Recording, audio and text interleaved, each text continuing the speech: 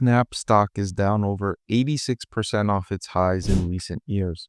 Pinterest is down over 65%. These are two incredibly beaten down growth stocks that understandably investors are curious about given their discounted valuation. But which one of these two social media stocks is the better buy? That's the question I'm going to answer in this.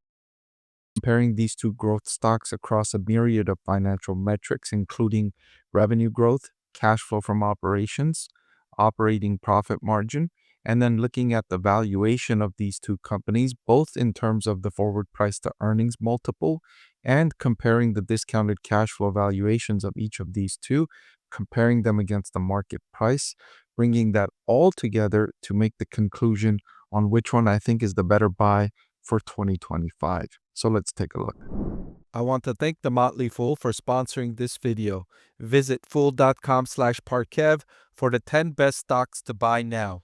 So like I shared in the introduction of the video, these two growth stocks are down significantly off their highs that they reached in 2021, with Snap being down more than Pinterest, 86% compared to 65%. But the drop from the high is not the only determinant to make a decision on these stocks. Just because Snap is down more than Pinterest doesn't mean it's the better value. We need to look at more information before we can make that conclusion. So let's start with revenue growth over the recent years. And comparing the revenue growth rates, I don't see any major advantage in one over the other. Pinterest in the last year and a half or so has demonstrated slightly better revenue growth than Snap at 17.7 versus 15.5 in the most recent quarter.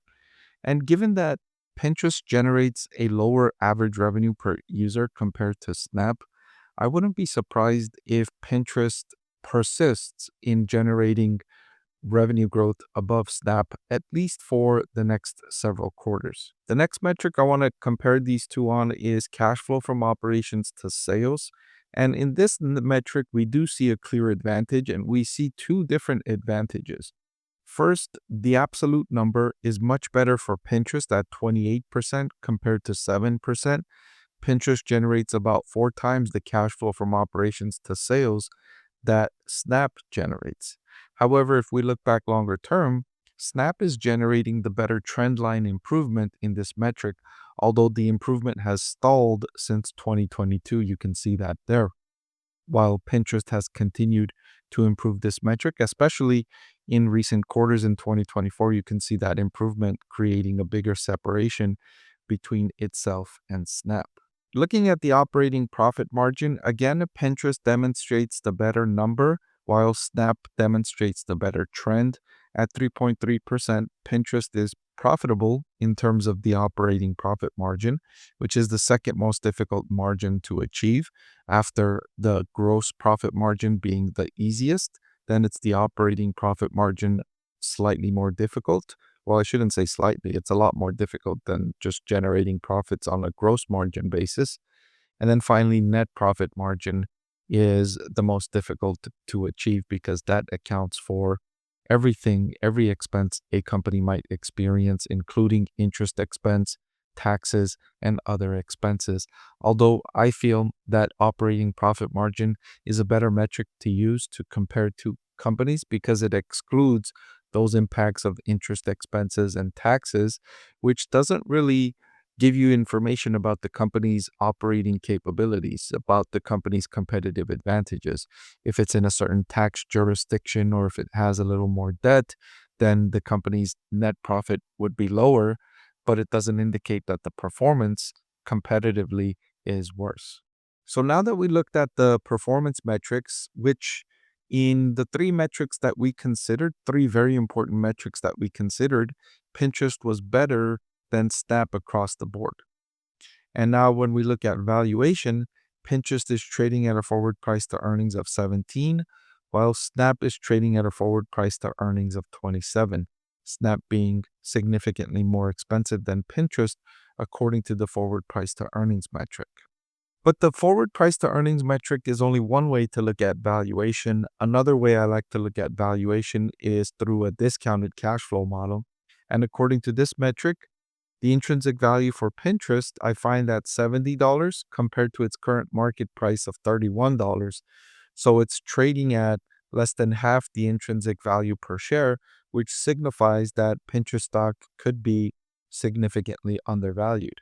When I did the discounted cash flow valuation for Snap, I found a similar metric in that the intrinsic value per share is over $24, while the current market price is only $11. Again, less than half the intrinsic value per share, which also signals that Snap shares are undervalued. So in each of these calculations, in for both of the companies, for both of the metrics I evaluated, all demonstrated, they all signaled that these shares are undervalued. And that's not a surprising conclusion for me because I've had these stocks rated as buys for several years now. I've liked the valuation for these stocks all year long in 2024, even though the share prices have not performed well. The fundamental metrics of the business have improved and the growth rates are reaccelerating in these industries. So I've liked these investments. But to pick one, if I had to pick just one, which one of these two would I pick? Well, it's a close decision. I like these two companies a lot. I like the social media business model, the user generated content business model.